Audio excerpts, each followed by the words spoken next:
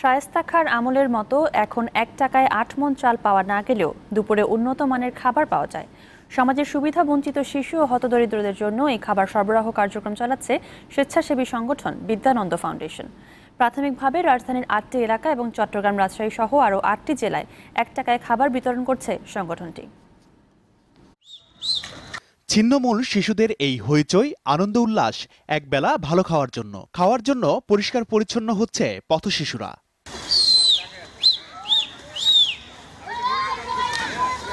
রাজধানীর ধানমন্ডি লেক পার্কে প্রতিদিন দুপুরে সুবিধা বঞ্চিত শিশুদের খাবার দেয় স্বেচ্ছাসেবী সংগঠন বিদ্যানন্দ ফাউন্ডেশন। এজন্য প্রত্যেকের কাছ থেকে প্রতীকী দাম হিসাবে নেওয়া হয় 1 টাকা। আমি রাস্তায় ফুল টুল বেচি, খিদা লাগলে আমি দৌড়ায় এখানে চলে আসি 1 টাকার খাবার খেতে।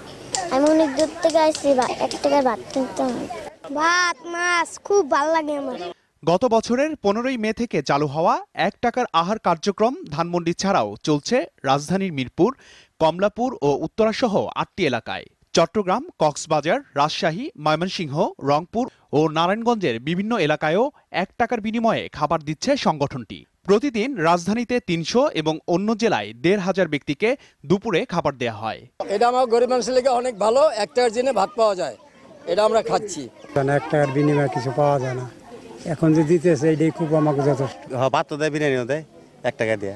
এই যে আমার লুঙ্গি, এই যে আমার পাঞ্জাবি, হ্যাঁ খাওয়ান দিছে, আবার খাওয়ান আরো দিতেছে। কিছু নাই, আমি চলতে পারিনি, আমার খুব অসহায় লোক। আমি এখানে 1 টাকার ভাত কিনে খাই। আমি এই 1 টাকার ভাত সিজারের রুগী হইয়া খাইয়া আমার অনেক উপকার হয়েছে এবং এরা চিকিৎসাও দিছে, আমার ওষুধ পানিও দিছে।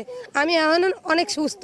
এই প্রকল্প চলছে দেশি বিদেশি সহায়তায়। অনুদান আসে বিদ্যানন্দের ফেসবুক বন্ধুদের কাছ থেকেও। এতে কাজ করেন প্রায় 500 স্বেচ্ছাসেবক। ছোট বাচ্চারা 1 টাকার বিনিময়ে যে খাবারটা পায়, সেটার বিনিময়ে আমরা একটা হাসি পাই। ওই হাসিটাই দেখার মধ্যে একটা আনন্দ থাকে।